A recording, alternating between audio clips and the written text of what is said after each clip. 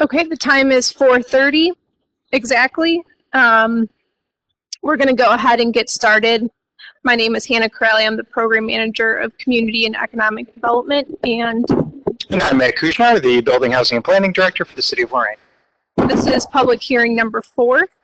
It's Monday, June 16th, 2025 at 4:30.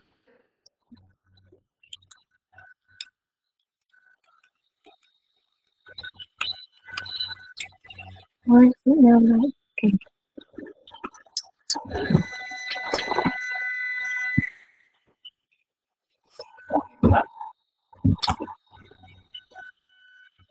we go. Sorry about that. So federal regulations require us to hold public meetings and prepare plans for how we are utilizing CDBG and home funds. We're going to talk about our 5-year consolidated plan.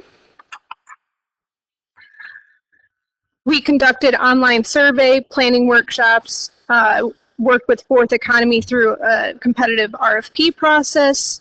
They were able to provide a comprehensive housing strategy as well as a fair housing impediment study that aligns with, and then further aligning with plans and strategies of both locally and regionally, and then identifying plan goals, needs, priorities, and objectives.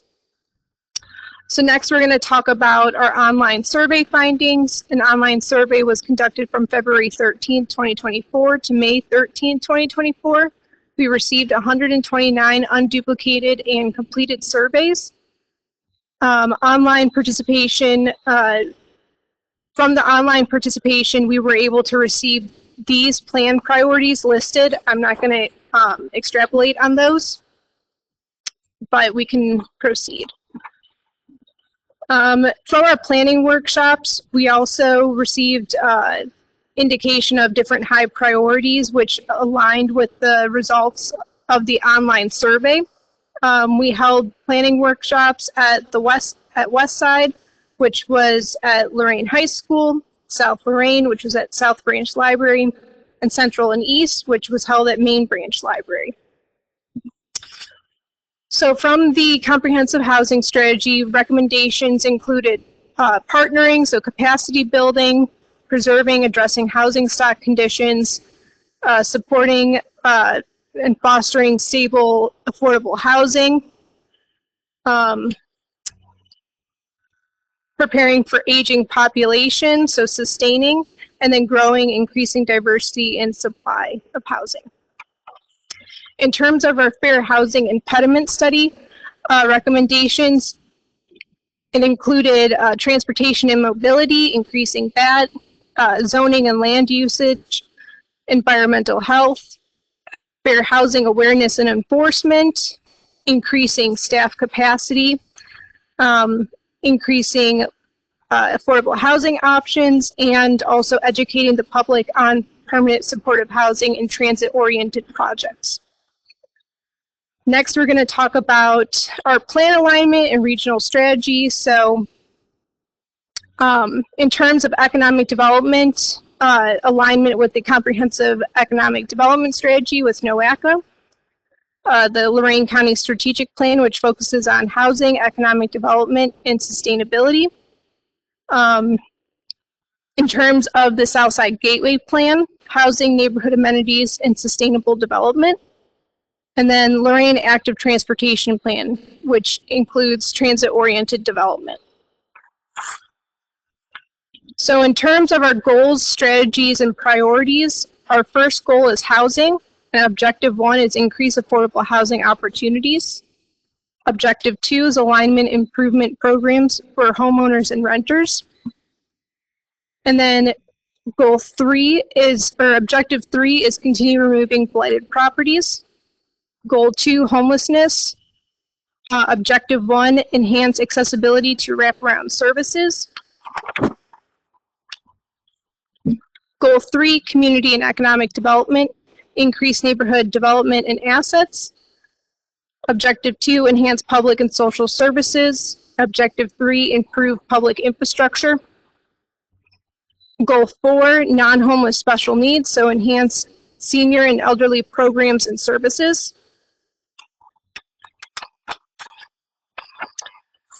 So now we're going to talk about our annual action plan.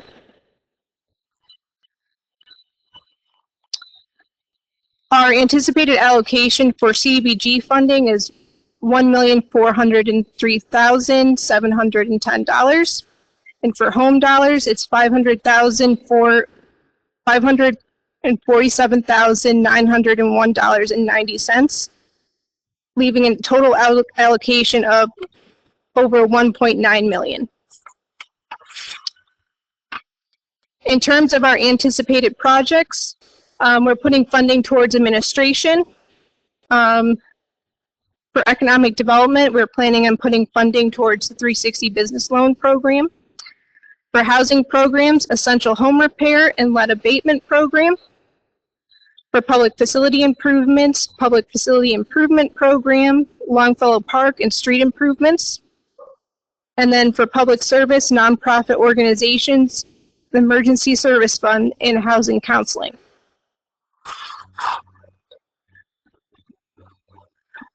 Then for home, we're planning on putting funds aside for administration costs, CHODO, which is a mandatory set-aside, owner-occupied rehab, and down payment assistance. This is where you can access the plan and contact information for Matt, as well as, next slide, sorry. And then these are just our public hearing dates. Thank you very much.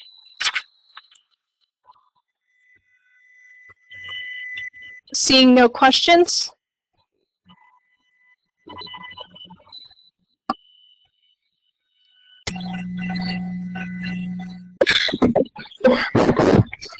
Good evening. I'd like to welcome all our international princesses here this evening for our annual meeting.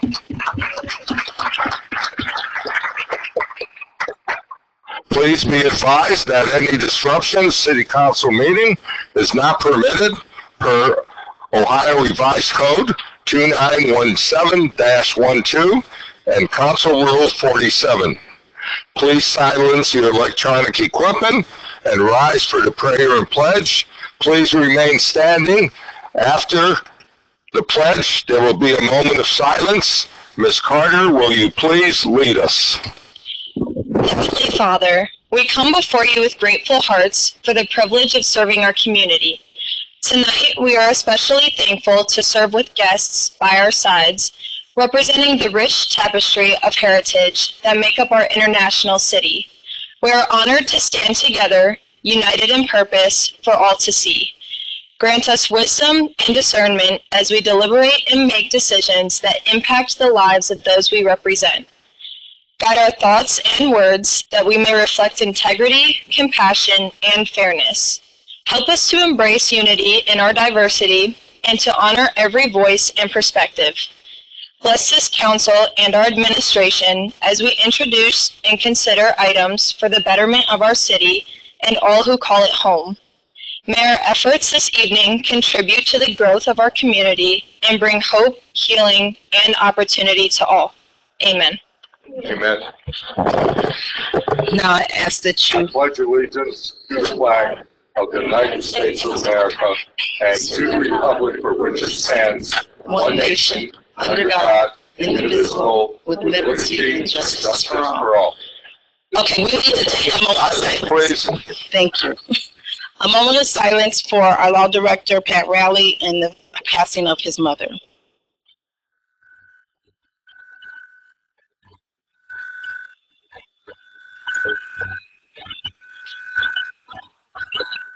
Amen.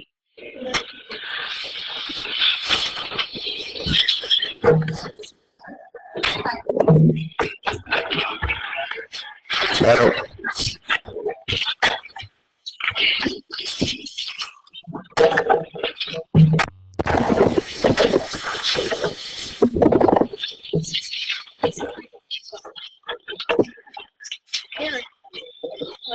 Roll call. All members are present in this meeting.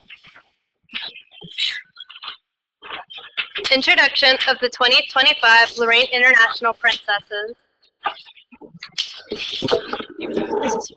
Hello, everyone. My name is Nadja Noble. I am proudly representing my African American heritage, and my sponsor is the Lorain Club of the National Association, Negro Business, and Professional Women's Club.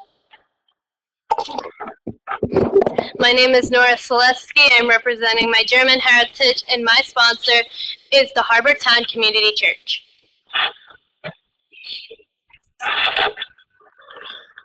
Hello, my name is Sophia Alamo. I am representing my Puerto Rican heritage, and my sponsor is Esencia Boricua Cultural de Lorain. Good evening, everyone. My name is Liz Alvarez, and I'm proudly representing my Dominican heritage, and my sponsor is ACES of Lorain County.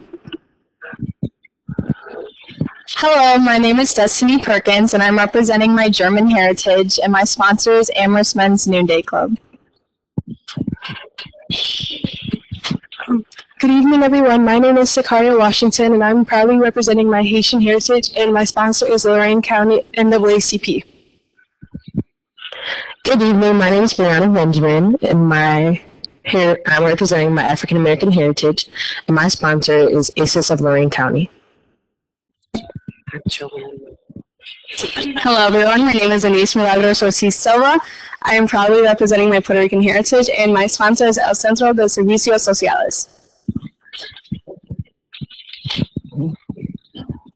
Good evening, everyone. My name is Cameron Morris. I'm proudly representing my beautiful Italian heritage, and my sponsor is the American Italian Veterans Post 1.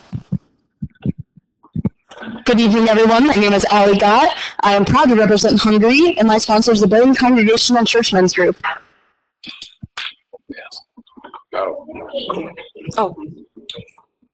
Hi, everyone. My name is Gracie Taylor. I am proudly representing my Mexican heritage, and my sponsor is the Mexican American Citizens Club. My name is Darian Wallach. I am representing my German heritage, and my sponsor is the Lorain Historical Society. Hello, everyone. My name is Carly Taylor. I'm representing my Irish culture, and my sponsor is Grace Baptist Church in Maine.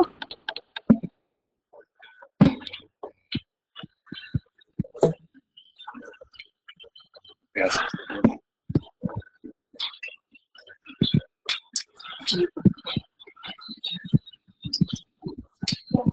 Good evening, everyone. My name is Kaylin Richmond.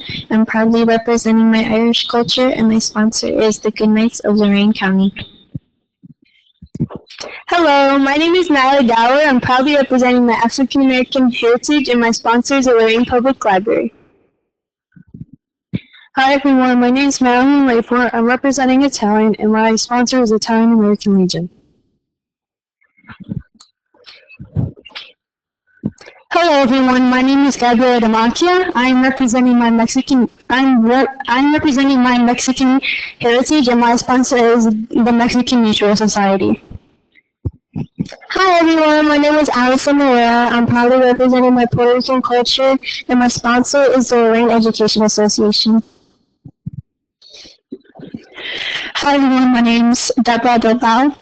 I'm representing my Puerto Rican heritage, and my sponsor is Ministerio de la Familia. Hello, my name is Audrey Lloyd, and I'm proudly representing the Scottish community, and my sponsor is the Lochaber Pipe Band. Good evening, everyone. My name is Trisha Jennis Degnigard. I am proudly representing my Filipino heritage, and my sponsor is the Filipino American Foundation of Ohio. Good evening, everyone. My name is Cecilia Jacobs, and I'm representing my Polish heritage, and my sponsor is the Elks Lodge 1301. Hi, everyone. My name is Joshua Rodriguez. I am proudly representing my Puerto Rican heritage, and my sponsor is the Lorain County Safe Harbor. Good evening, everybody. My name is Emma Antoinette Cristorella. I'm proud to represent Poland, and my sponsor is the Sheffield Township Fire Department Association. Hello, everyone. My name is Jada McCall. I am representing my Puerto Rican heritage, and my sponsor is the Ohio State University Advocates for Community and Education Scholars Program. Thank you.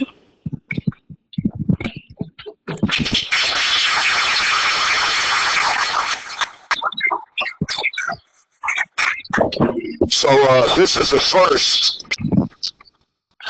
that we've had to have 2 shifts of princesses. So we're going to be taking a time out. Our clerk will advise the public here for our time out. We're going to shift our princesses to give everybody an opportunity to participate in our meeting tonight. So on behalf of Lorain City Council, I'd like to congratulate you all. You know, it takes a lot of courage to do what you're doing. You know, it really does. And I'm sure your parents are proud of you, your family, and most of all, you yourself should be proud that you're able to take a step, put your foot in the arena. But congratulations to you all.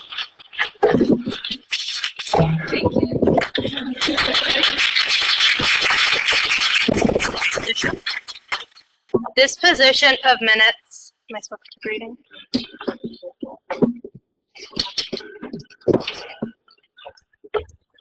May 19th, 2025, public hearing minutes.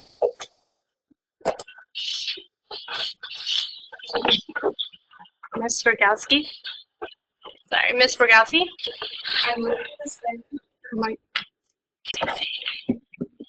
I move to dispense with the reading of the minutes and accept them as written. Ms. Duval?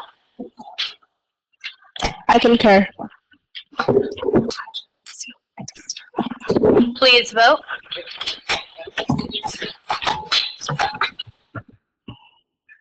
We got them all on, so we're going to stay. The motion carries. The motion carries. Okay. Yep. June 2nd, 2025, regular meeting minutes.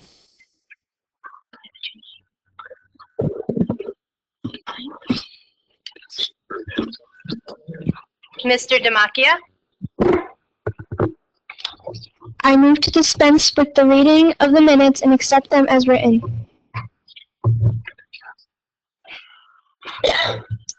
Mr. Thornberry? Mr. Thornberry? I support the motion. Please vote.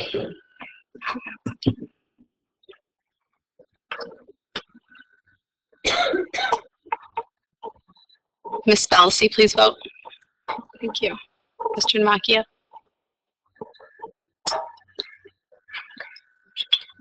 The motion carries. June 9th, 2025, public hearing minutes.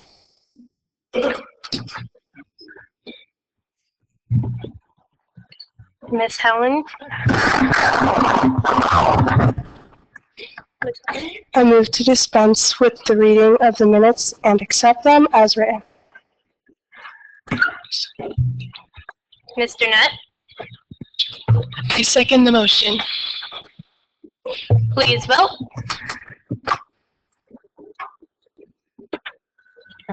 The motion carries. No, they're going to.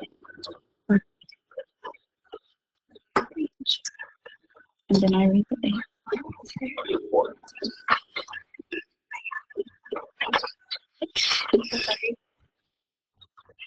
Correspondence and communication. Correspondence and board communications from the mayor. None. There is none. I guess we have a new mayor in town tonight, Mr. Soto, so any comments? Thank you.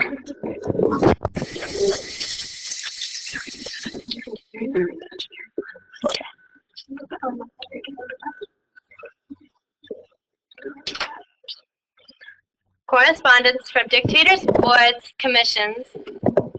Engineering Department's 2024 annual report.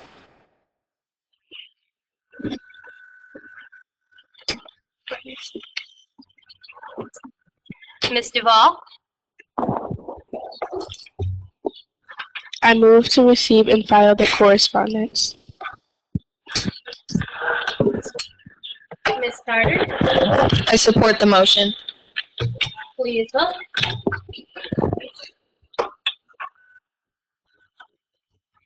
The motion carries.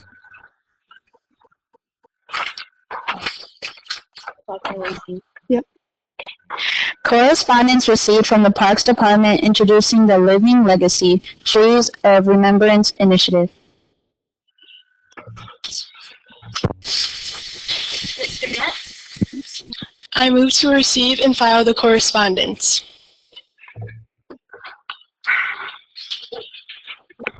Ms. Kempton?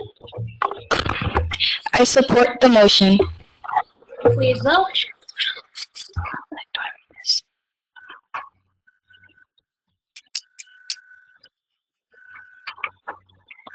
The motion carries. Correspondence from other governmental agencies.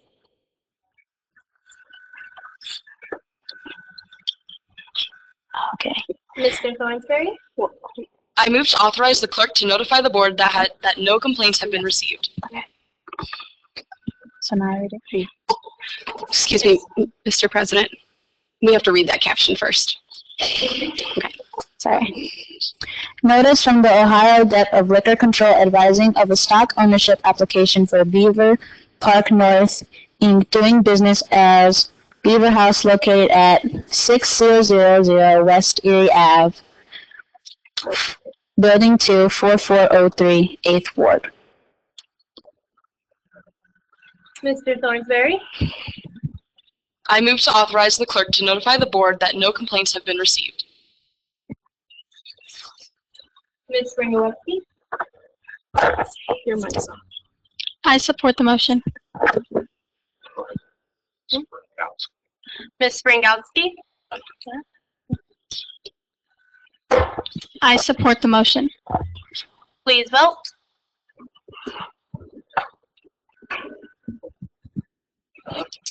The motion carries.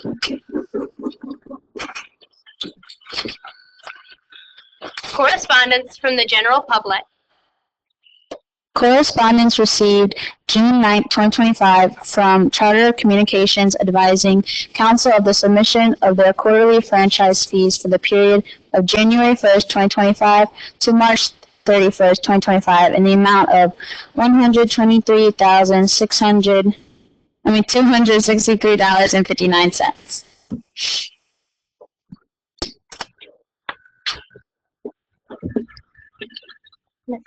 Ms. Henley? I move to receive and file the correspondence. Mr. Nutt? I support the motion.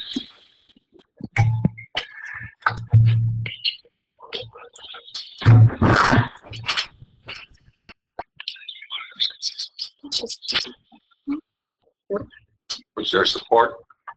Yes. No. Okay. Yes. Mr. Auditor? Thank you, Madam President. Just a note to our council and for others that as people keep dropping Spectrum and going to other sources, we'll probably be down about at least $100,000 this year in collections from Spectrum. So that's just an advisement. Thank you. Please vote.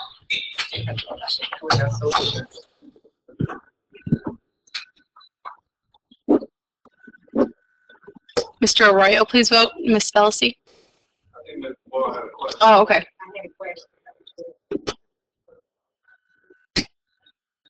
Mr. Ball? Yes, I think this is a great opportunity to let these young people understand that the cable they get is sanctioned by the city. The cable company has to have a permit from the city, and we collect money from that. I just think it's a good time to let them know that the city works on their behalf, even when they're watching television. Thank you. Please vote. The motion carries.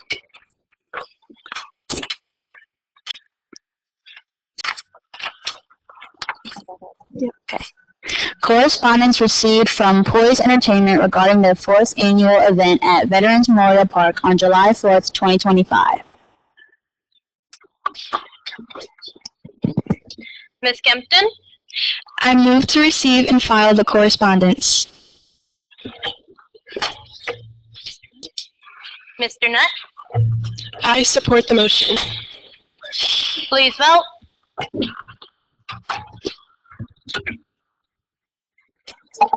The motion carries.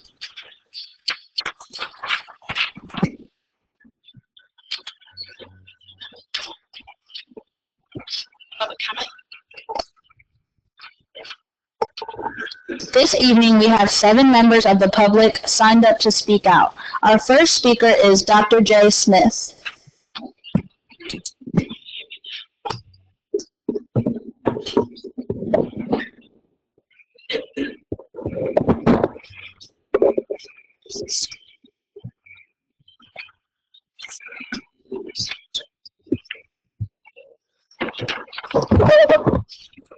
Greeting everyone. I know that our times are limited. I am very happy to be back in your state of Ohio. As you know, Dr. Smith is from Texas. I come every year to host the 4th annual Community Children Music Fest, and it's an honor to be with you all.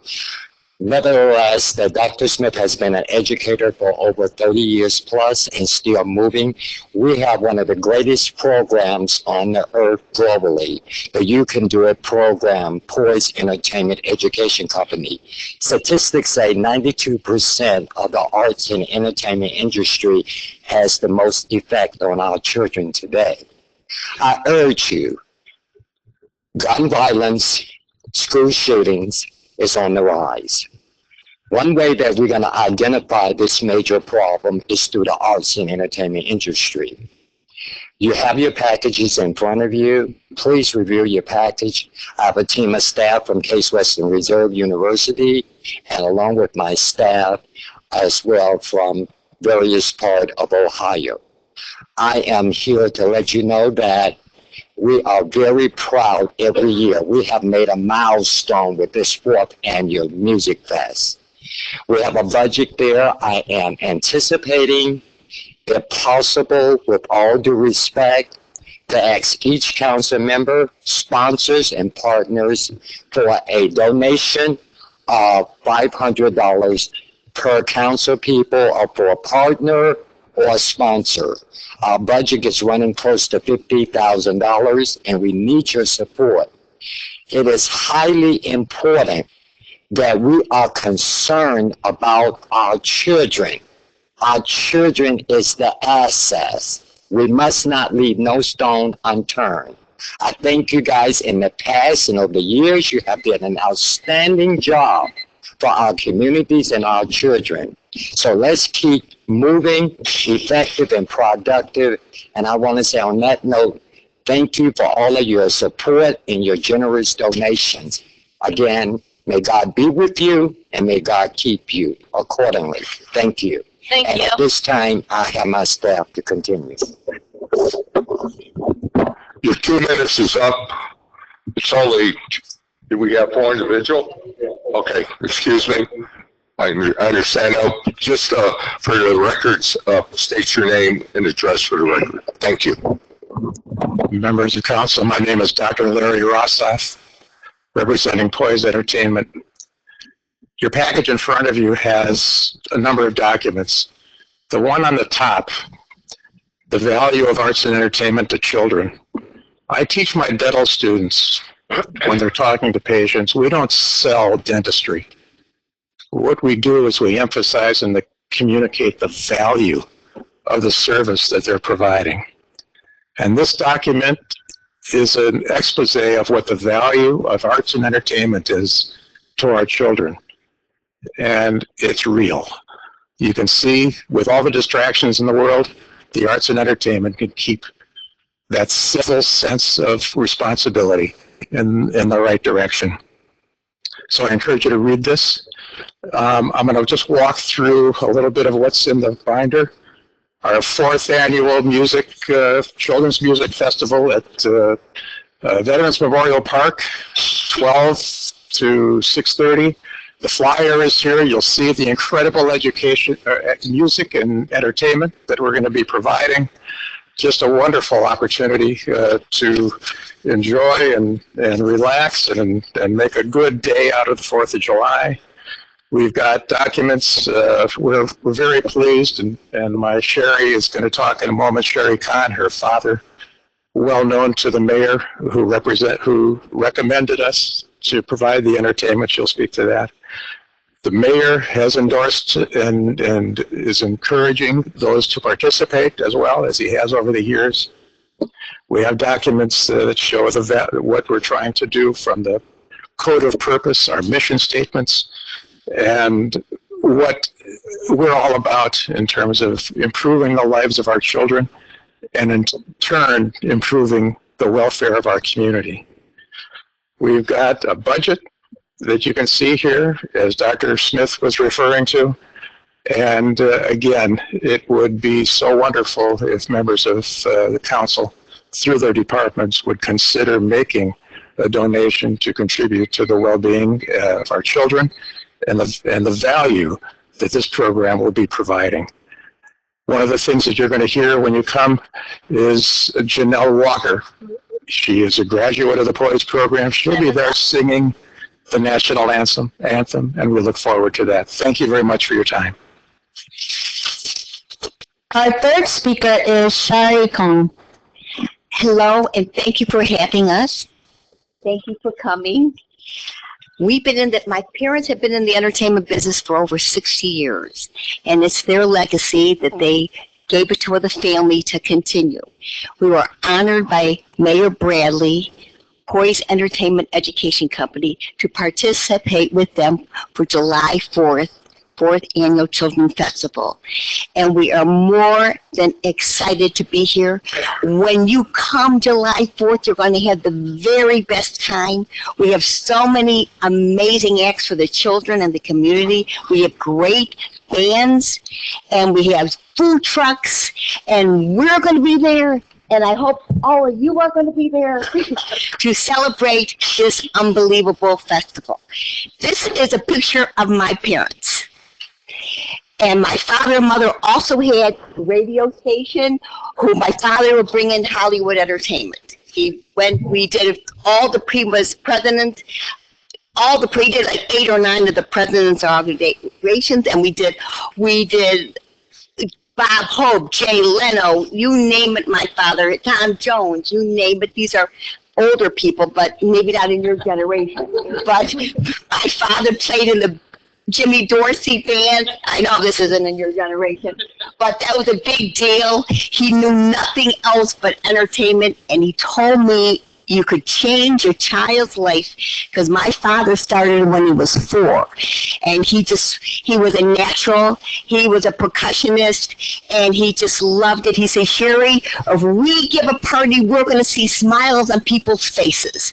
And if we could teach one child to dance or sing, be in a play or be in the background and perform, or just put the lights on, put the kid there, they are important.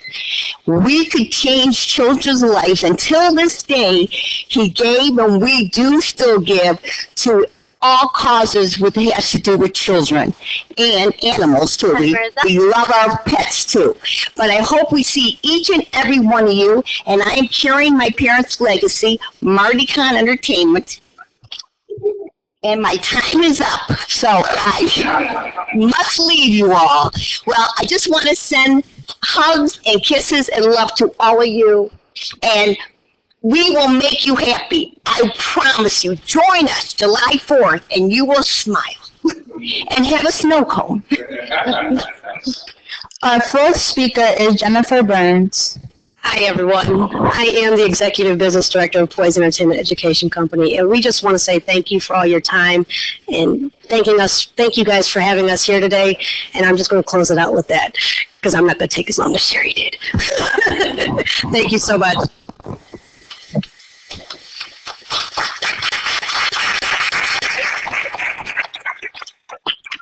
Our fifth speaker is Barbara Daniels.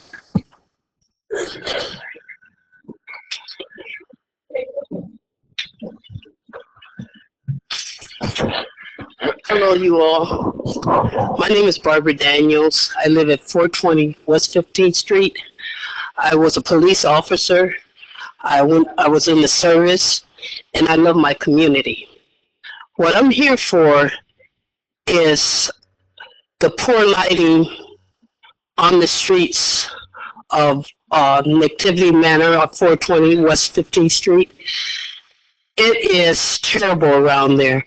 That way they're racing cars. We got two rape people that moved in the area. When it's at a senior home, when we come out, we cannot see in front of our hands because of the lighting. I'm asking, and Miss Victoria was there, I'm asking you all, please, humbly, could you help us? Because we can't even go outside because it's too dark because of the lamps where the light bulbs is, but it's very poor. And the people is racing down the streets, going through the stop signs and everything. Like I told you, I was a police officer too. And it is very dangerous for our people. I commend you all for knocking down the Polish company, the place over there, and putting the veterans place park right in front of me. But it's got to be something done. We have talked about it and had meetings at the area, but we need you all to hear us because somebody's going to get very hurt. They was just racing, and it happens at nighttime. We call the police. I know they're doing their job, but it takes too long for them to come to see what we see.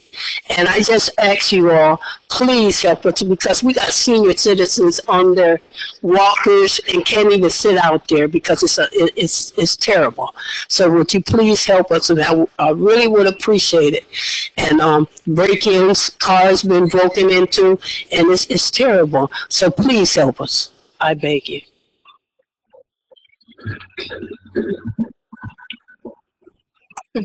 Our sixth speaker is Marjorie Cintron. I apologize if I said your name wrong.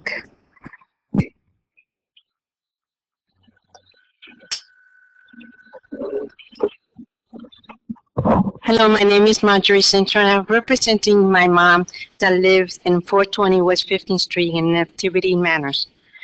I take care of my mom. She's 90. She's going to be 92 this month. And I take care of her at nighttime. During the day, I take care of my husband that he's in the nursery home. By that time, I go to my house and then I go over my mom's to take her at night. By that time, my car has been vandalized 3 times in that area. The first time was they stole my color convertible, and then for April, they broke into my car, and it cost me in my pocket. And then the second time, it was this month, not even 3 days ago. And we had to pay a lot of money to repair my glass.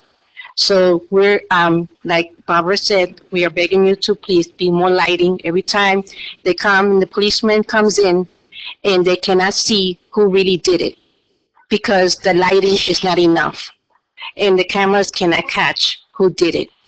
So I'm, for myself, even my kids, I said, Mom, we're afraid of you just going over your mom's to take care of her because every time you go there, they vandalize your car. And it's really cost me a lot of money just to repair my windows. So we're just telling you if you could put more lightings or more security in that area because that building is for seniors to live quietly and peaceful. And we are not quietly and peaceful in that area. It's really scary, especially at nighttime. It's not in the daytime, but they wait until 3 or 4 o'clock in the morning to do whatever they have to do. So please, we are begging you to put more lighting in that area. Thank you very much. Our 7th speaker is John Monroe.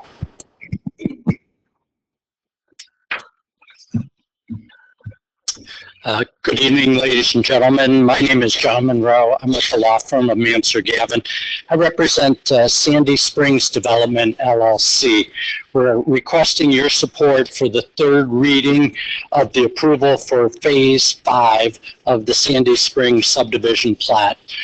There were a few issues with prior phases, and so we met with the law department, the ward council person, representative from law department, service department, engineering department, hammer out to make sure that those get addressed. We're pretty close on that agreement. It's what we call a side letter agreement, but we'd ask that you approve the legislation this evening, approving phase 5, so we can move forward on the condition that the side letter agreement gets finalized in the next 2 weeks. Thank you.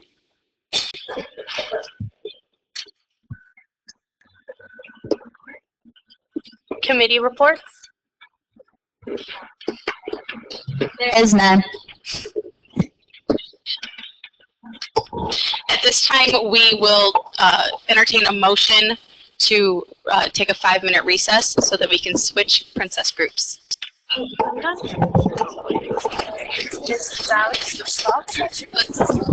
Just a minute, please. We have quiet. Ms. Duval? I move we take a 5-minute recess to replace our princesses.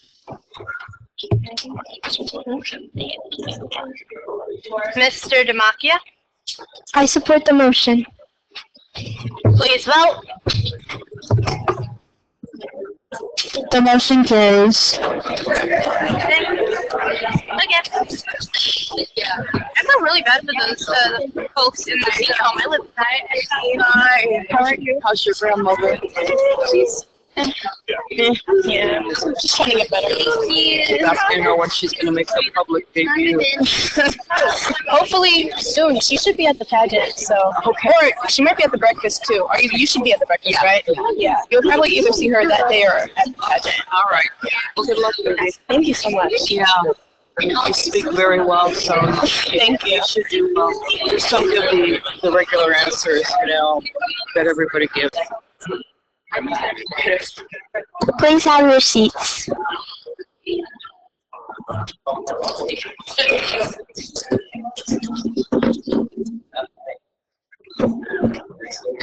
The gavel.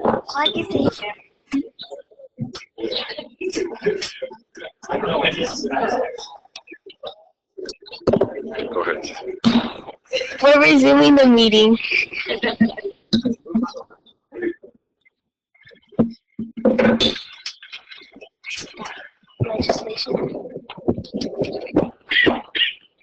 Legislation, first reading.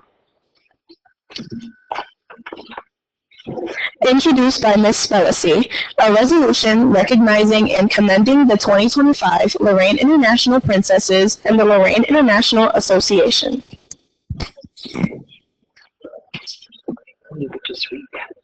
Ms. Spellacy? I move for suspension of the rule. Mr. Demakia? Support motion. Please vote. Yes.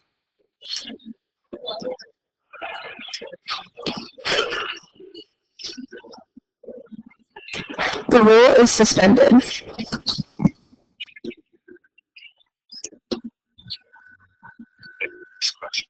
Any discussion?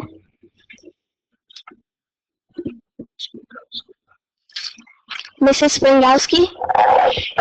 We have a rich history with the International Festival and our princesses. I was fortunate enough to do it in 1984, representing the Irish community, and which caused some consternation with my Scottish mother. And my daughter did it in 2003, also representing the Irish community. But our treasurer, who isn't here this evening, Terry Soto, was also an International Festival princess, and our council clerk was not only a princess representing the Irish community, she was also a queen. So I would like to acknowledge, you can go on to great things from being a princess. Take away.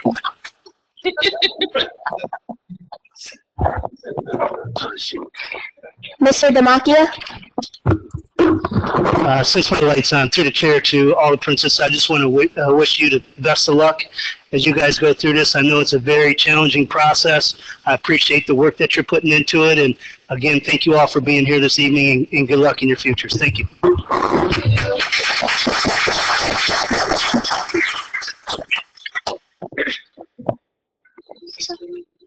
Ms. Spellacy? I have a resolution that I would like to present. So, move for passage.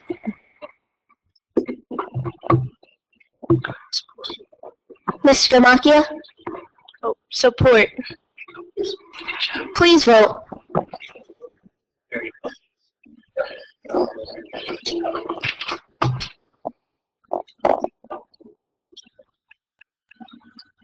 The motion carries. The resolution is passed.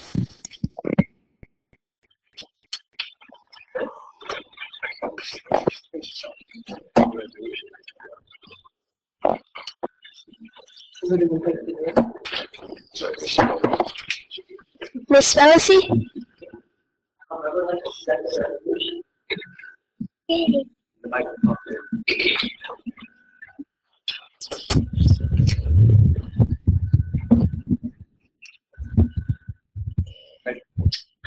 This is a resolution recognizing and commending the 2025 Lorain International Princesses and the Lorain International Association.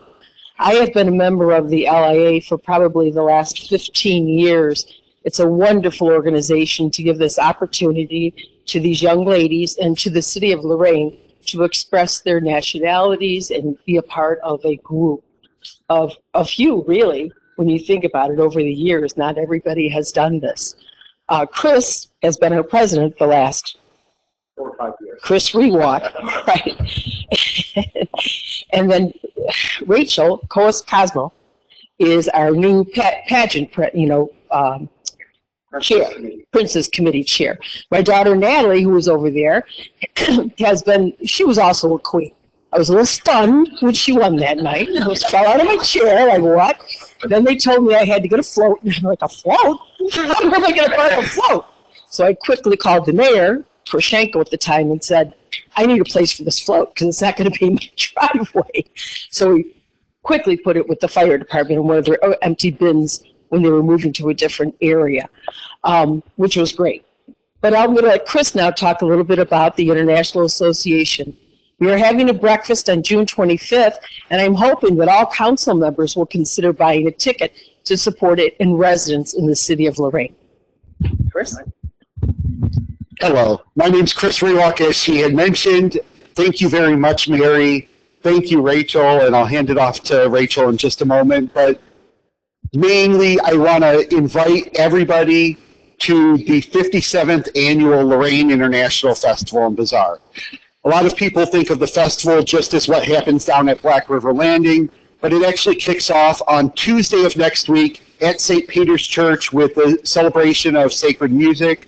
We'll have several churches and choirs there celebrating the music of the different ethnic communities of Lorain. On Wednesday, as Mary mentioned, the breakfast takes place 8 a.m. at German's Villa. We try and get it done quick so everyone can get back to work. Thursday is the moment these ladies have all been waiting for, which is the International Princess Pageant. That'll be at Lorain High School Thursday the 26th at 7 p.m. Tickets are available online. And Friday, 5 p.m. at Black River Landing, 5 to 11 on Friday, 12 to 11 on Saturday, and I believe 12 to 5 on Sunday is the International Festival and Bazaar. Come out. You can have a plate of pierogies, pastelillos, gyros, Thai food, Jamaican food. Last year we had Nigerian food down there. And just eat your way through the festival all weekend. There'll be ethnic entertainment. Also, Rachel's been working on the ethnic entertainment schedule. So you'll see dancers, Mexican dancers, Polish dancers, Hungarian dancers, Filipino dancers. It's a great time. And on Sunday, 11:30 a.m. is the Lorain International Parade, and it heads right down Broadway. If anyone's interested in still getting in on the parade, we may be able to find a spot for you. Just reach out to one of us. I'm not sure. All right? And I'll turn it over to Rachel because she'll talk about the real important... Oh, Spotlight Nationality and Spotlight Organization. Every year we spotlight a nationality, one of the many nationalities that make up Lorain. This year we are spotlighting the Italian nationality. We're also spotlighting, our spotlight organization is the Lorain Education Association, celebrating all the work they do for Lorain's children. Thank you. Well, I think Chris said everything that there is to say, but just wanted to thank the council for having the princesses here today. It's always one of my favorite events to see, and you can come see the princesses at all of the events that Chris talked about. So thank you again. The exercise of first being and recruiting and all, blah, blah, blah. So I would like to present. Thanks, Rachel and the princesses, for all the hard work that they do, not only tonight, but they've been working since February or March, getting their outfits, their cultural backgrounds together, their performances, and they'll be working through Thursday night. Right. So I'd like to present this to you, Chris. Thank you, guys.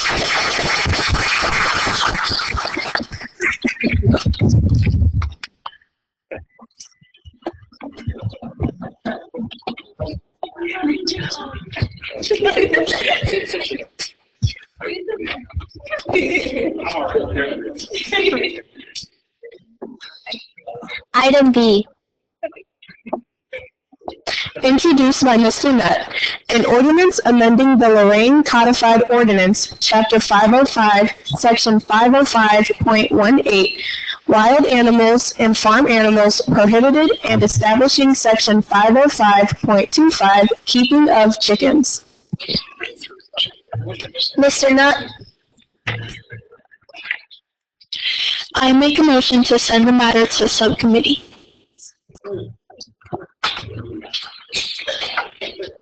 Ms. Kempton? I support the motion. Please vote.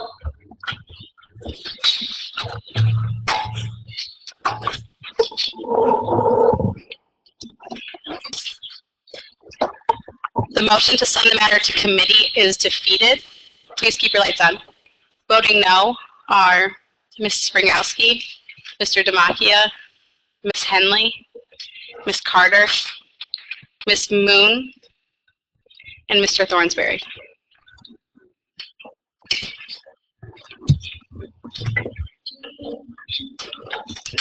Mr. Nutt? Sorry. Thank you, Mr. Chair. Make a motion to suspend the three reading rule. I was going to have my princess do, but I was not prepared for that. Ms. Kempton? I support the motion. Please vote.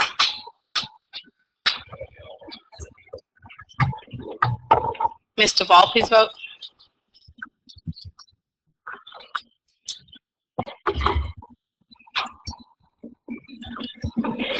The motion to waive the rules is defeated. Voting no are Mr. Demakia, Ms. Moon, and Mr. Arroyo. The item will go to a second reading.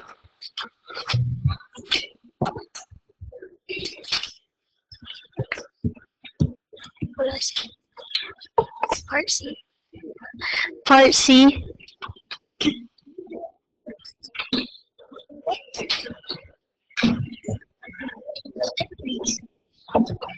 Introduced by Ms. Duvall, an ordinance approving the City of Lorain's program year 2025 through 2029 CDBG and Home Consolidated Plan, along with the 2025 Annual Action Plan, and authorizing the mayor to submit for financial assistance under the Housing and Community Development Act of 1974. As amended, and the Cranston-Gonzalez National Affordable Housing Act of 1990, as amended, authorizing the Director of Public Safety and Service to enter into all contracts and agreements to accept financial assistance, appropriating the funds, and establishing the individual accounts consistent with all attached budgets, and declaring an emergency. Ms. Duvall? I move for suspension of the rule.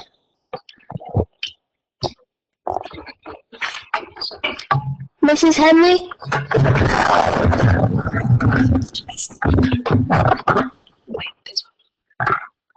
I support the motion. Please vote.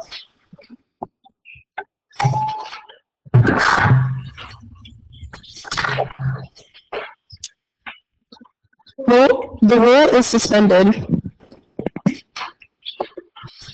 Mr. Demakia? No. Disregard. Mr. Nutt?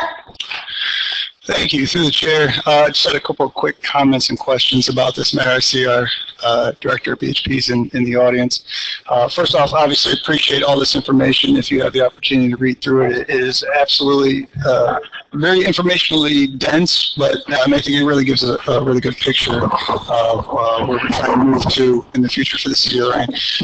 Just as a quick side note, and I don't remember what page it was on, in the notes it did reference how many rental properties were about 1,100 in the reporting period between 2017 to 2020, and there was 100 in the 5-year period before that. Just for clarity, that's because those mailers weren't sent out and then they were sent out, right? That's why there was only 100 in the previous 5 years or whatnot, correct? That's correct. Okay. And then do we have an idea of what that number is to date by chance? As of, through the chair, as of right now, I don't have the number off the top of my head, but I can report back to you and the city council with that big property audit we did from last year. Appreciate it. And then I kind of want to get a little bit more information from it if I could. So obviously if you go through the action plan, you could see, and obviously it lists all the services provided for seniors, individuals with disabilities, homeless individuals. I want to home in a little bit more on the affordability and availability. As you go through, you really kind of get the full picture of, our housing stock is aging. Some of it's falling into disrepair. There's increased costs, obviously, in rentals and in purchasing a home just as the market went up. But then also the limited stock of single-family homes. In my opinion, I see it more, I think it is somewhat reflected in there being, 45% of the stock is rental properties, of it being more of that issue. And obviously, I think I referenced before that the state is looking at that bill to tax $2,000 for landlords over 50 properties or something along those lines, which I think would obviously bring down that rental stock. I don't know, I'm a little concerned if anybody if they have the appetite or the courage to pass that, to be honest with you, that's going to be very unpopular. But I guess so that somebody doesn't have to, anybody interested doesn't have to read through the whole thing, how do you see, like, what besides like the down payment assistance programs and things like that, what is the city doing to help that, our residents, with either lowering the cost of rental properties or preferably getting them into first-time homeowners? Sure. Through the chair to Councilman Nutt and the rest of City Council, we've been very successful with how we've allocated funds in the past, and actually we're using that as a model moving forward. So we've had a essential home repair program. That's the program that provides income-eligible households up to $15,000 worth of home repairs. In addition, the home-funded full home rehab program, which is the revamp program that we presented a couple projects to City Council over the past year. That one provides up to $75,000 worth of repairs to owner-occupied households and income-eligible households, excuse me. So those two programs achieve one big thing, and that is to maintain the availability, to maintain the current affordable housing stock by keeping people in their homes. It also provides another important function, that is reducing the amount of homelessness in the community. As we've seen with the majority of our applicants, they are mostly elderly individuals above the age of 65. So with that said, and most of them would be, could potentially be homeless if one catastrophic housing event happens to them. So these programs not only preserve that housing, but also maintain that level, as opposed to those individuals selling their homes to potentially investors and then renting those properties out. This year we will be expanding we will be launching our down payment assistance program, and also starting our housing counseling and financial literacy programs as well. So again, just to encourage homeowner occupancy, as opposed to moving more towards resources for rental properties. That's fantastic. Yeah, I think that down payment assistance program will really help. One more question. In your reading of this, or compiling of all the information actually, what do you see as being more necessary for the city moving forward? Is it more affordable rental? Because as you read through it, it shows that, there's not enough affordable rental units, more affordable or something, right? So what do you see as being more pertinent for the city? Would it be more affordable rental properties or units or apartments, whatever that may be, or would it be more affordable, like starter homes for first-time home buyers? Through the chair, to be honest, I think we can accomplish both with partnerships. There's another proposal from Raise Up, formerly LMHA, to develop not only additional rental housing units, but also additional single-family affordable housing units on the former Whittier school site through the tax credits that are available through the state of Ohio. When we did our housing survey back in early 2020 or early 2021, that housing survey came back and informed the city that all types, to your point, that all types of housing are needed: affordable rental, affordable home ownership, but also senior housing in particular. So with those units and with those partnerships, I think we're going to be able to do both at the same time. There's other partnerships that we are constantly trying to make inroads with. Habitat for Humanity is another one. Their entire model is owner occupancy, is owner-occupied units for income-eligible individuals, so for affordable housing. Other partnerships can include CHN, the Cleveland Housing Network. Their model is more or less geared towards multifamily structures, but keeping rental housing at an affordable rate. So we're going after all of it. Maybe it's a pretty ambitious goal, but with those partnerships and with all of the resources coming out of the state, we can leverage those different sources of funding with our own to make both happen at the same time. That sounds fantastic. I mean, if I could, I mean, obviously we absolutely do need more affordable rental properties. If there's the opportunity, I think the first-time home buyers, if we can up that number more so, let's say, than the affordable renting facilities, I think that just helps the city in the long run into the future. So that's just kind of my little piece on that. But again, I appreciate this. If you have the chance, anybody, please read through it. It really does kind of lay out the entire situation and really gives you a good view of what's happening. So I appreciate the hard work. Thank you. Thank you. Thank you. Ms. Duval? I move for passage of the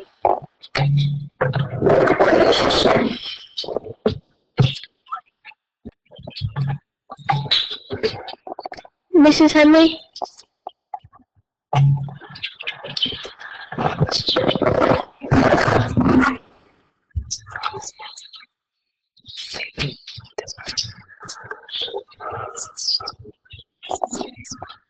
I support the motion. Please vote.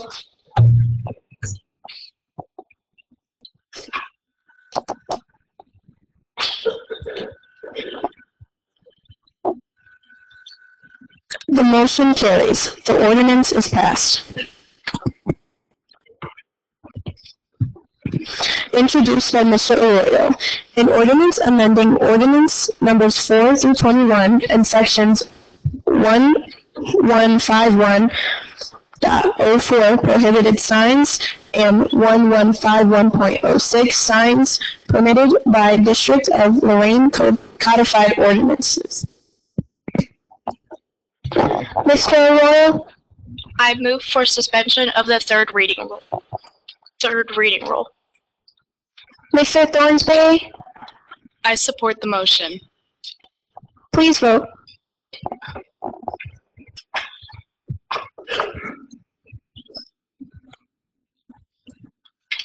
The rule is suspended. Any discussions?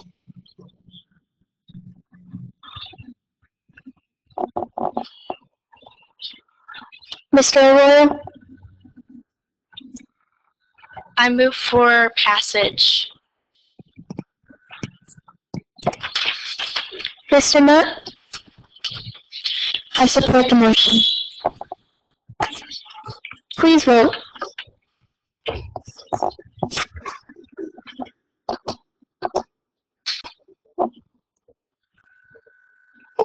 Ms. Duval, please vote.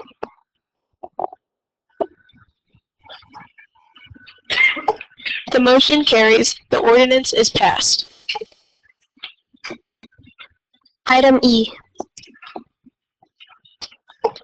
Introduced by Mrs. Carter, an ordinance authorizing the Director of Safety/Service to advertise for bids for the leasing of the building at 1050 Reed Avenue, Lorain, Ohio, and enter into a lease agreement and declaring an emergency. Mrs. Carter? I move for suspension of the rule.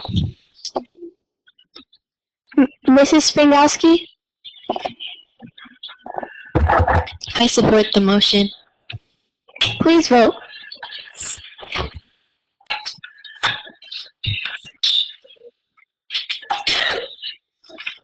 The rule is suspended. Any discussion?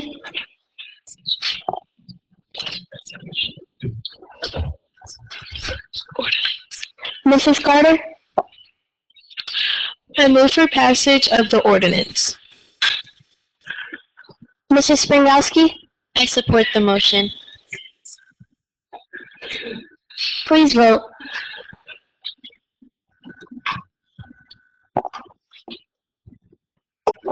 The motion carries. The ordinance is passed.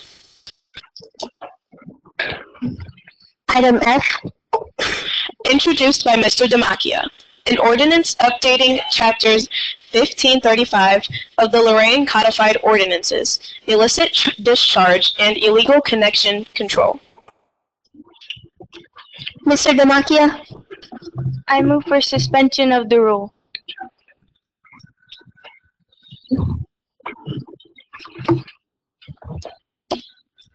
Mrs. Springowski? I support the motion. Please vote.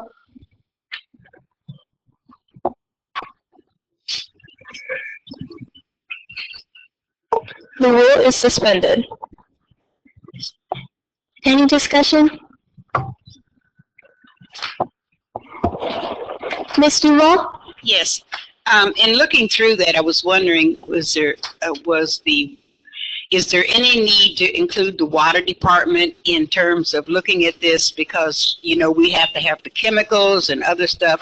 Was there any discussion of anything that might be needed at the water department to accommodate this?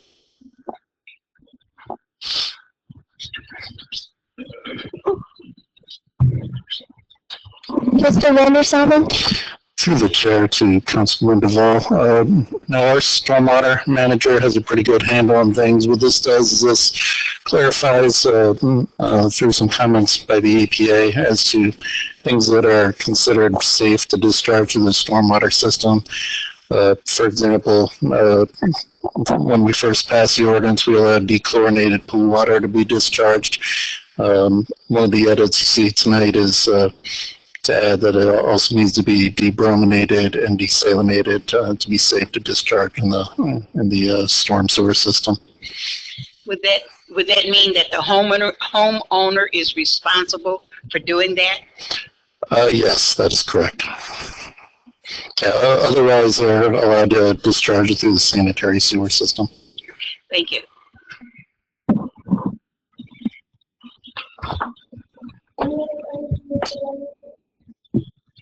Speak up, babe.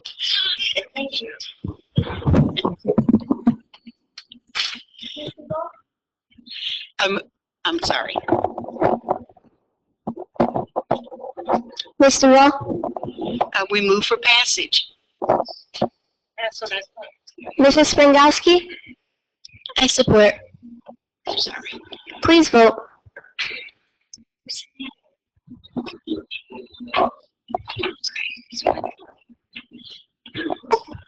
The motion carries. The ordinance is passed.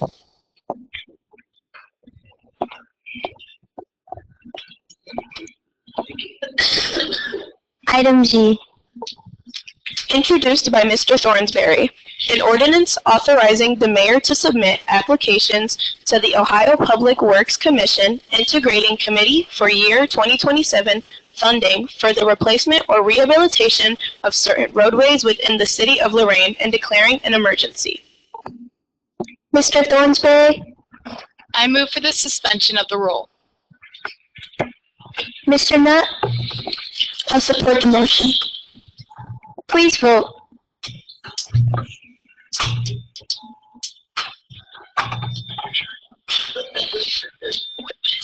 The rule is suspended. Any discussion? Mr. Nutt? Thank you very much to the chair. I was asked a question about this earlier, so just for clarification for the residents. This won't be budgeted or funded until 2027, so that'll be an issue in 2027 when I'm not here. So you guys can budget for that. Thank you. Any other comments?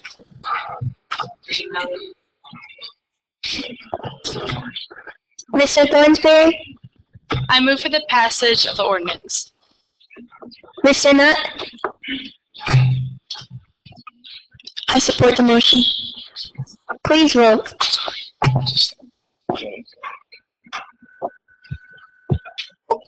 The motion carries. The ordinance is passed. Item H. Introduced by Ms. Kempton. An ordinance authorizing the Safety Service Director to apply for the Safe Streets and Roads for All Funding grant programs on behalf of the City of Lorain for a planning and demonstration project at various locations in the City of Lorain, to be known as the Citywide Data Collection Project, and declaring an emergency. Ms. Kempton? Suspension of the rule. Ms. Kempton?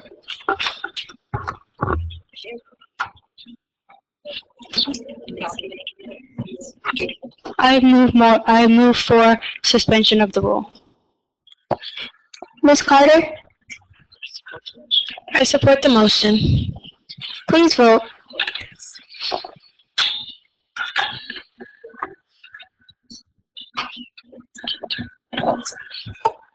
The rule is suspended. Any discussion?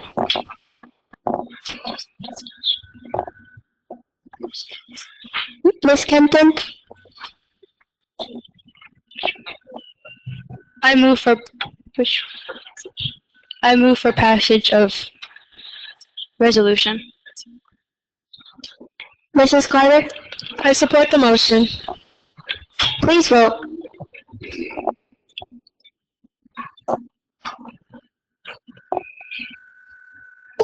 The motion carries. The ordinance is passed. Item I. Introduced by Mrs. Henley.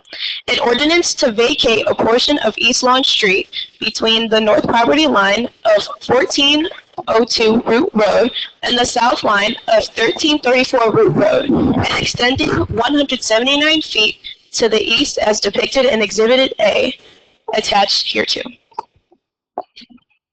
Mrs. Henley?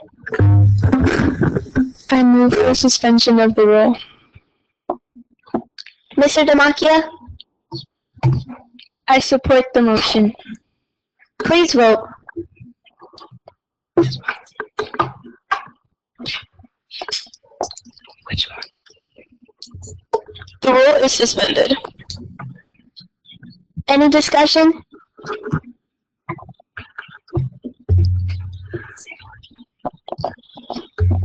Mrs. Henley? I now move for passage. Mr. Demakia? Support the motion. Please vote.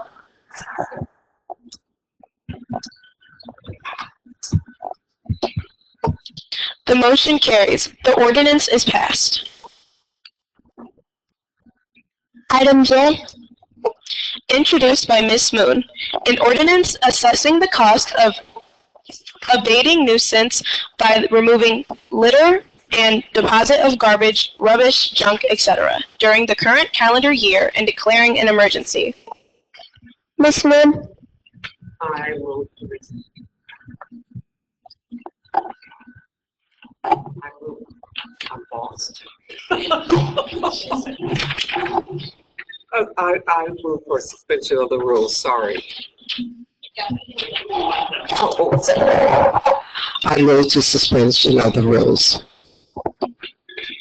Mrs. Springowski? I support the motion. Please vote.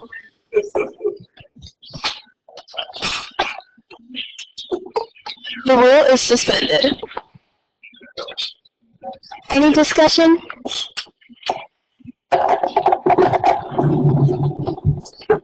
Mrs. Henley? My light's not working. I don't know why this is on. My light is still on. My speaker light's still on. Ms. Carter? I move for passage.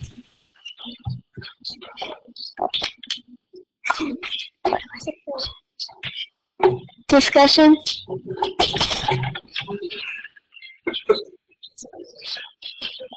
Ms. Moon? I move for passage. I move for passage. Mrs. Carter? I support the motion. Please vote.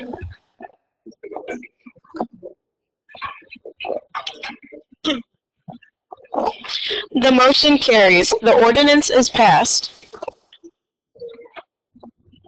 Item K.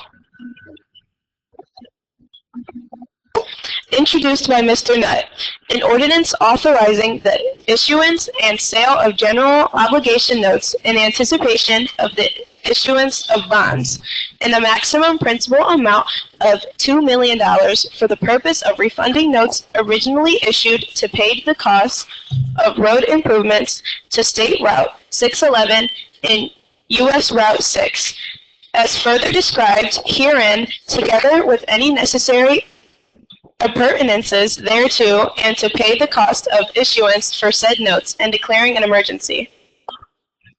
Mr. Nutt?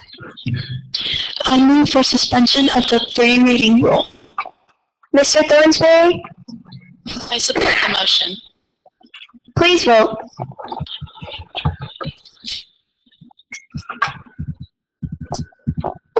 The rule is suspended. Any discussion? Mr. Gazelle? Thank you, Madam President. Just for council's edification, this is retiring the 611 note from last year.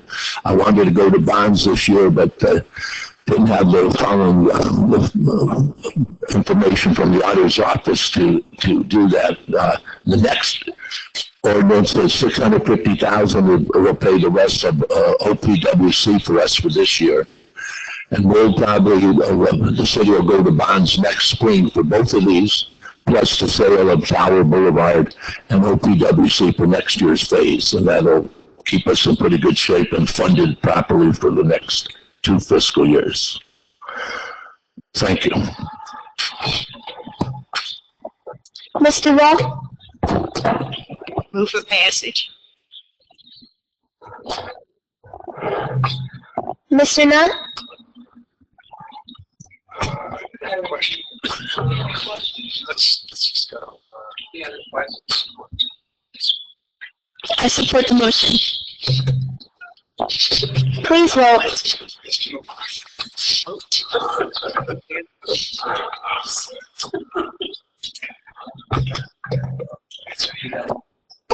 The motion carries. The ordinance is passed. Item L. Introduced by Mr. Nutt, an ordinance authorizing the issuance and sale of general obligation notes in anticipation of the issuance of bonds in a maximum principal amount of $6,500,000 for the purpose of paying the cost of various roadway improvements throughout the city, as further described herein, together with any necessary appurtenances thereto, to pay the cost of issuance for said notes and declaring an emergency. Mr. Nutt?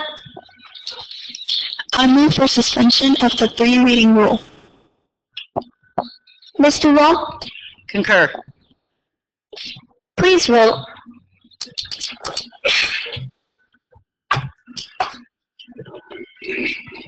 The rule is suspended. Any discussions?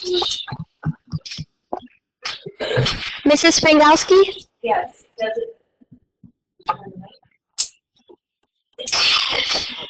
Does it matter that the caption was read 6,500,000, or does it need to be 650,000? Does it matter how it's read as opposed to what it's written? Okay, I just want to make sure because people at home are watching.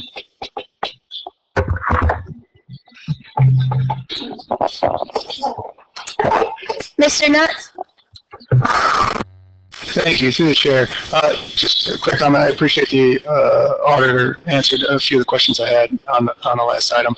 This is similar though. I was asked earlier and I didn't have a good answer as to why we're at a 7% interest rate on the bonds. Is that kind of standard? Is there?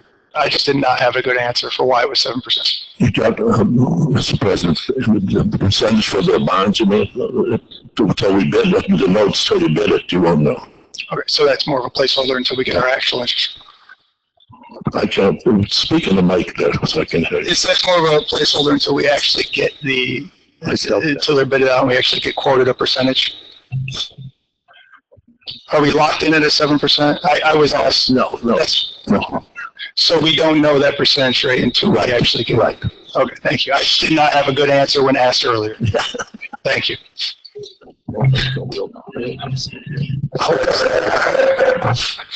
Any discussion? Okay, so we're gonna go. Mr. Nutt? I make a motion for passage.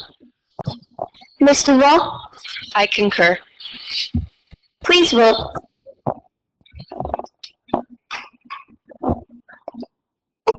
For the record, the total is $650,000 and the motion carries. The ordinance is passed. Sorry about that. Item M. Introduced by Mrs. Springowski, an ordinance appropriating funds for current expenses and other expenditures of the City of Lorain, State of Ohio, passed by ordinance number 35-25, beginning January 1st, 2025, and ending December 31st, 2025, and declaring an emergency. Mrs. Springowski? I move for suspension of the rule. Ms. Kempton? I support the motion. Please vote.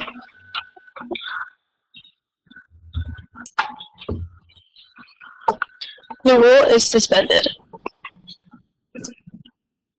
Any discussion? Mrs. Springowski? I move for passage. Ms. Kempton? I support the motion. Please vote.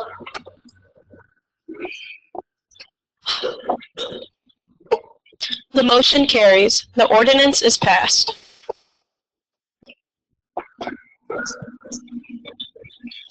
Item 11. There is none. Item 12. Introduced by Mr. Nutt and Mr. Thornsberry. An ordinance accepting the plat of Sandy Springs Subdivision Number 5 within the City of Lorain. Mr. Thornsberry? Yes, thank you, Mr. President. If I may be allowed, even though we're at a third reading, to give everyone in the audience and my fellow council members an update on this item before we make our decision this evening. Proceed. Awesome. Thank you for that accommodation. So this has been a long process. Started probably back in February. And one of the driving issue, I would say, is as we finished other previous projects in Martins Run, Cornerstone, Deerfield, etc. As they got near the end of completion of the projects, there were just items that were being missed. They were being missed by city people, they were being missed by the builder, by the developer, etc. And eventually, if those things didn't get caught and remedied, some of them fell back onto the homeowners association, which is what we didn't want happening with this particular project. So with that said, we started back in February and we started compiling a list of outstanding items that were from previous phases on this project. It started, like 16 items. It grew to about 28 items. I gave you guys an update on that about 2 weeks ago via email, and I believe there was a copy in your boxes.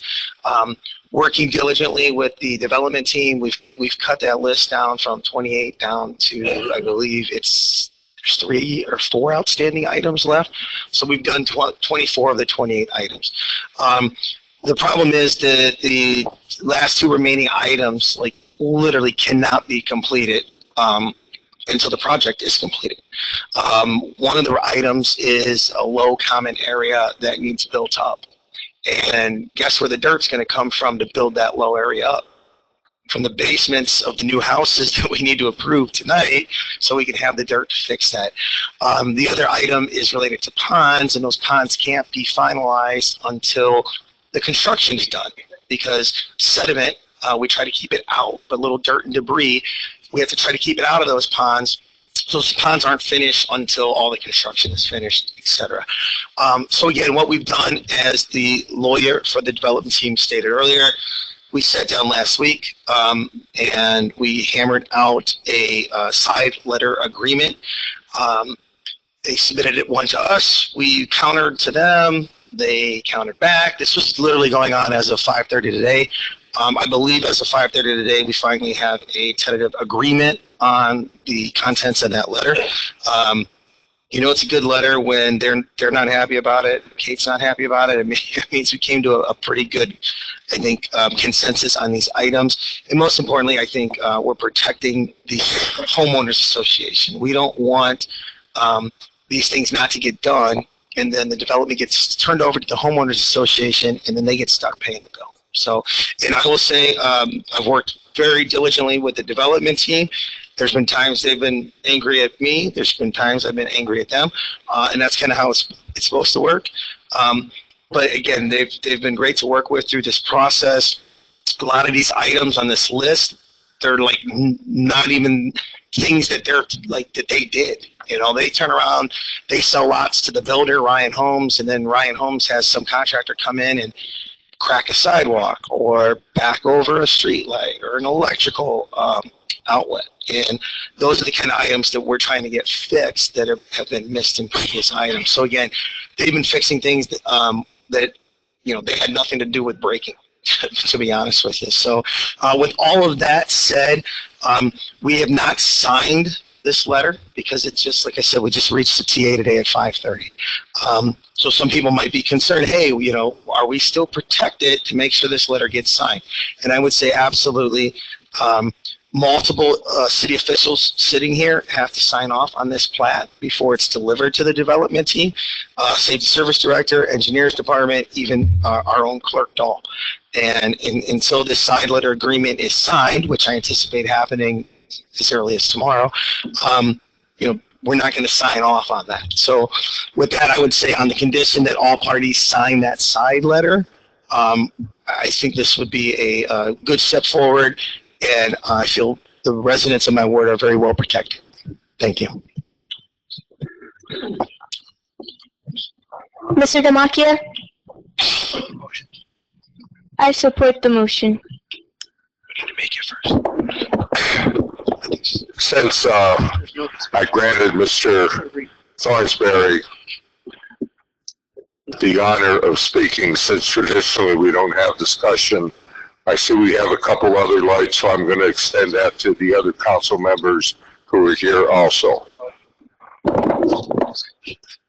Mrs. Springossi? Yes, and I appreciate that. I recognize that there's no discussion, but I wanted to thank the builder and Mr. Thornsberry for bringing this information to us, because I have been coming in and attending the meetings, so I appreciate getting this information. Thank you.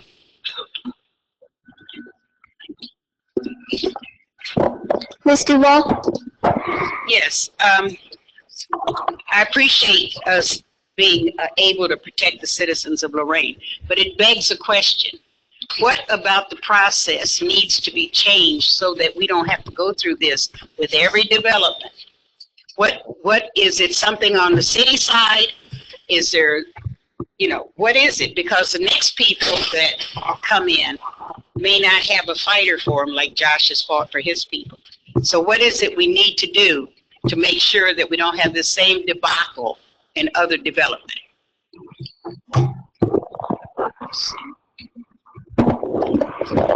Any comments from administration, law department, engineering?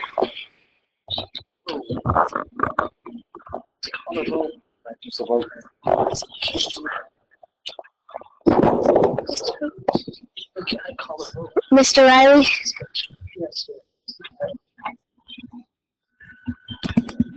Through the chair to council, we have spent a great deal of time with the developers and your administrative staff, your sub-department heads and department heads, reviewing the circumstance. Certainly, the legislation exists to protect the community. Is it at a point where it could be reviewed and perhaps with appropriate ideas and research strengthened or made different?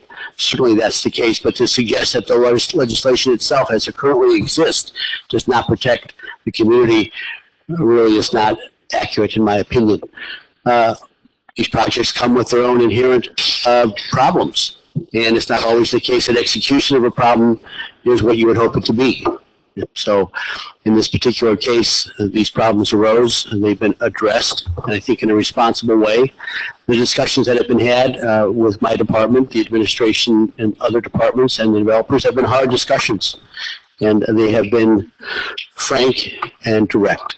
And I think that from all sides, the desire was to reach solutions that were responsible. The legislation as it is posed to you tonight has a qualification, and that is that the resolution of this be confirmed by a writing, it be memorialized, and that will not happen until all parties are satisfied, but particularly the law department and the administration. So I think we have in the legislation as it currently exists protections that otherwise afford the community.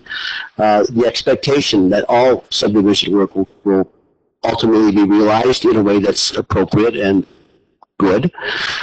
We can always look at legislation and try to find ways to improve it, but I don't think it's deficient in its current state. Projects come, as I said before, with their own inherent difficulties, some of which can be anticipated and some of which cannot. Those that arose here have been realized, they've been identified, and they've been addressed. And I would encourage you to consider passing the legislation with the qualification that leaves to the city the right to continue to hold up this development in the event that the issues are not properly resolved by agreement. So, Thank you. Mr. Thornsberry? I move for the passage of the ordinance. Mr. Demakia? I support the motion. Please vote.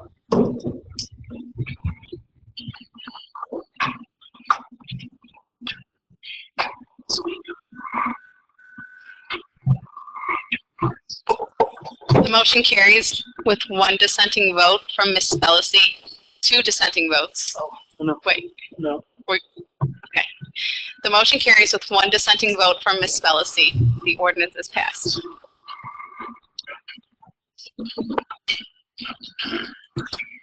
Item 13.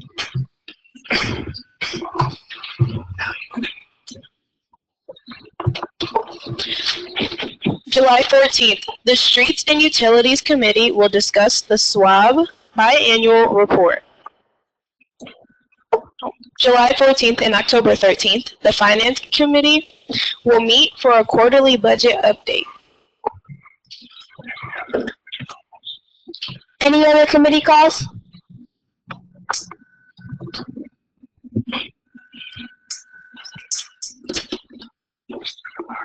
Mr. Demakia?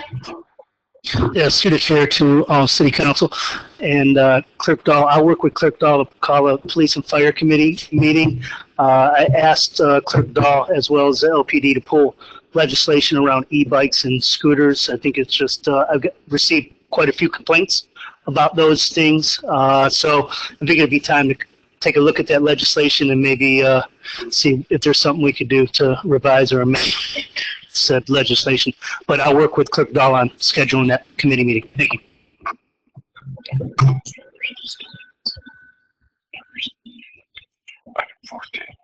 Item 14.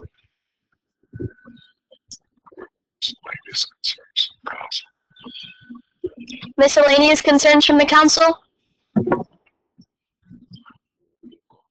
If you have a concern, please put on your light.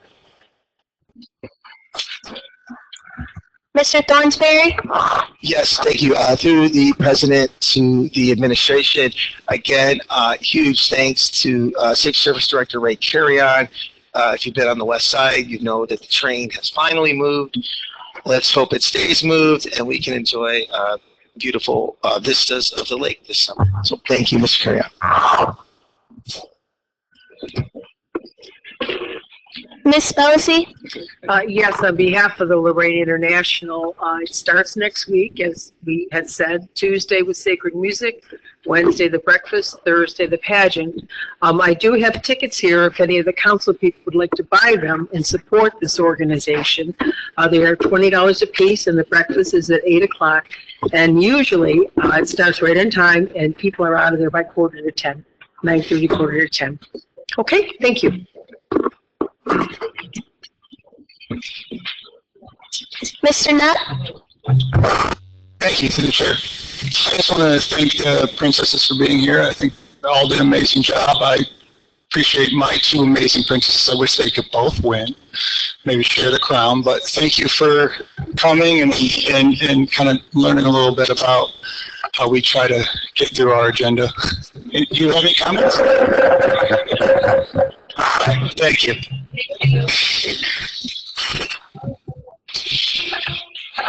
Mrs. Carter? Yes, through the chair, I just want to say best wishes to the princesses, and it was great having you here. I also want to say that my helper here was very happy to see the passage of the street repair.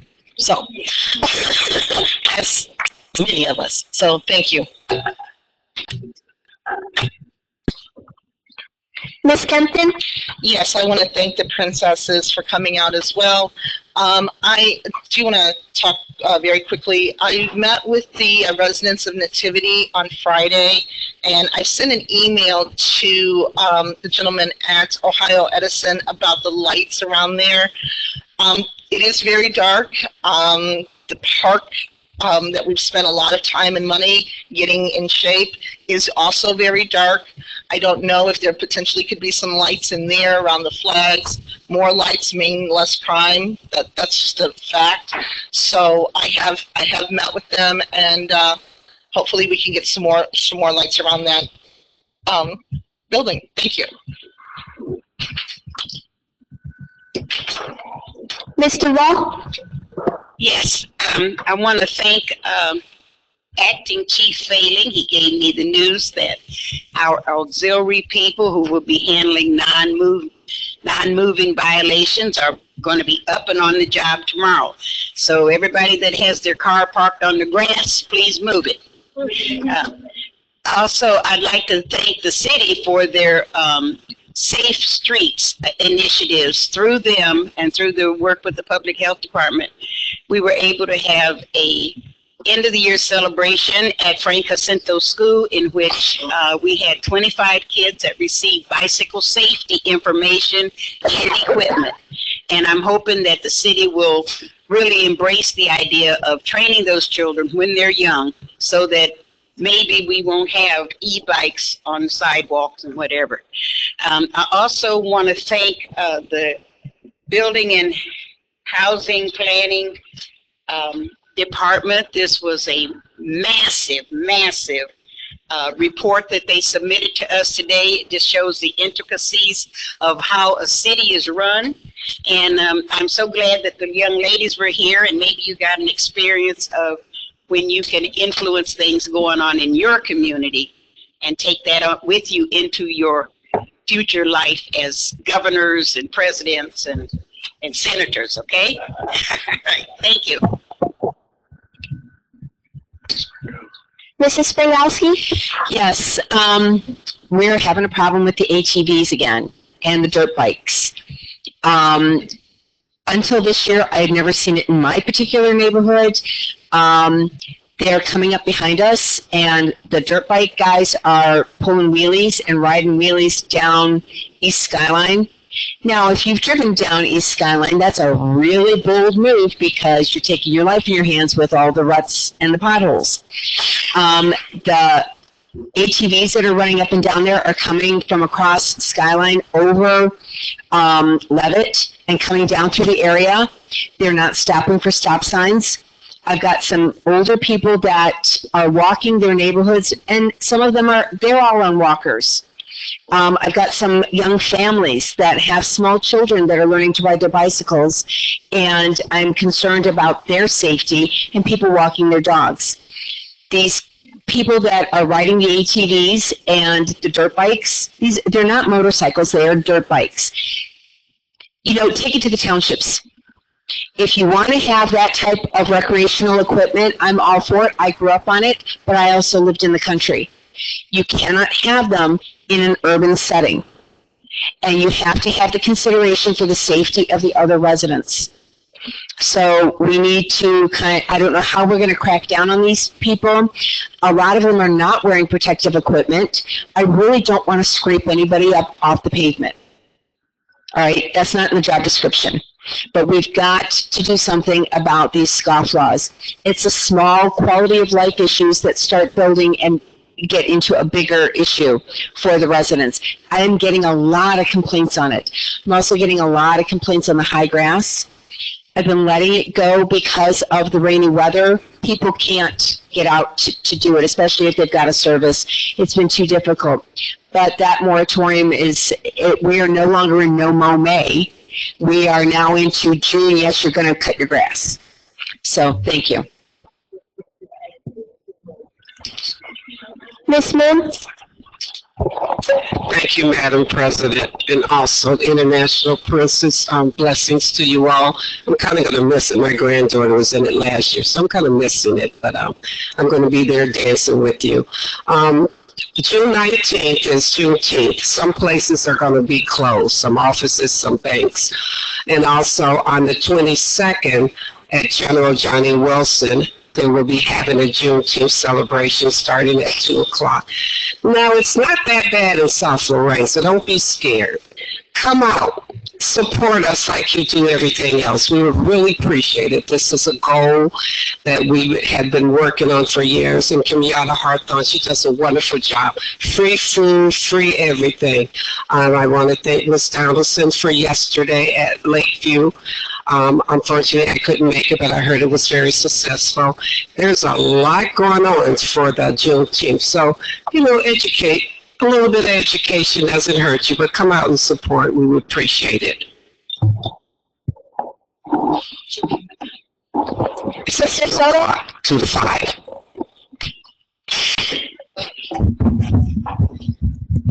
Thank you. Through the President, to Council, and to the public. On behalf of Mayor, he's not here, I'm not the mayor, I'm just his chief of staff, so I'm just warming up the seat, keeping it seat. But I just felt that on behalf of him, I just want to say something, and just want to thank you, princesses, and taking the time of what you do. I am a proud father of a queen. I'm a queen father of my oldest daughter, and also of a first runner-up daughter. So my both daughters were very much involved in that. When I was dating my wife in 1990, she ran for princess, and it was at the palace, and it's been a way of our life. As my daughters were little, we would go visit her during the summertime at the old May Company. I would take my 2 little girls, and we'd go visit Mom because she was busy with the princesses. So she was co-chair for many years. I think her first group was Mrs. Brianna back here when she was the Irish queen. I can recall that as like it was yesterday. I remember Miss Natalie and Miss Rachel was with my youngest daughter, Taylor. So, and as a former vice president of the Lorain National for many years and chair of the Festival Bazaar and of the security, I spent a lot of time during this time of year at the festival site. So with Chris, Natalie, Rachel, I know exactly what you guys go through. We've been there. We empathize with you. Like Mary said, we had to pull a float. I visited many festivals throughout the state of Ohio, not only with my daughters, but I think with Miss Dahl with Brianna when she was queen, and visiting the other cities. So when you have a chance to attend a festival that's outside of the city of Lorain, do that. You'll be surprised. You'll gain a lot of experience, and you'll see what other cities do for their residents and to help celebrate their city. So I just want to wish you good luck. It takes special people to do what you do. I'm sure you have a lot of friends that probably just sit around. You guys have made a commitment, and I commend you for that. Because that commitment, you put in a lot of time. I know your time starts probably in January when you first fill out that application. And then from there on, forget it. You have an orientation. You have a lot of things that you do. I would ask, continue that journey. You are going to create friendships right now through you. You're going to create lifetime friendships. That it's amazing because I see my daughters with their friendships that they've generated as being part of the princesses, and those are invaluable. Nobody can take that away from you. So if you're shy, kind of get out of that little shyness, meet each other, introduce yourself. You know, I always say we're not strangers. We're just friends that we haven't met yet. So take that opportunity. This is a prime opportunity that you girls have. Cheer each other on. In my eyes, you are all winners. You are all queens. Okay?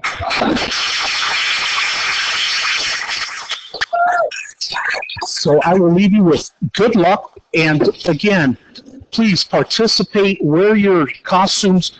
Those are wonderful, beautiful costumes. If you don't put in the time, I'm sure your parents or somebody has put in a lot of time to get your costumes in order. You ladies look really beautiful. You stand out, and you represent the city of Lorain. We're very proud of you and on the way that you represent the city. So keep your heads up. Good luck to all of you.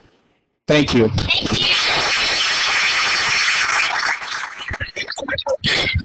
On behalf of Lorain City Council, I'd like to thank our Madam Presidents this evening, Nora and Allison. Give them a big round of applause, I think. Also, all the other girls, and just to echo Mr. Soto's comments, it's a big commitment, but once again, you have your family behind you. That's what makes it possible. So remember to thank your parents, your brothers, sisters, grandmas, whoever's behind you, because we can't do it alone. But those were great words that Mr. Soto spoke tonight, and I look forward to seeing you. I got my tickets for the breakfast already, and I'll be there. I can't promise you about the pageant because I have another commitment, but I'll try and make it. But I'll definitely be there on the weekend, and I hope, as Mrs. Pelosi has said, hopefully council will be out there to support one way or another. So with that, Mrs. Springowski? Also, don't forget to thank your sponsors. Motion to adjourn. Mrs. Henley? I support. Please vote.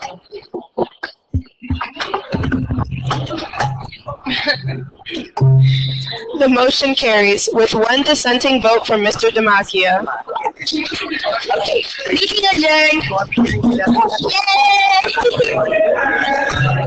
Yay!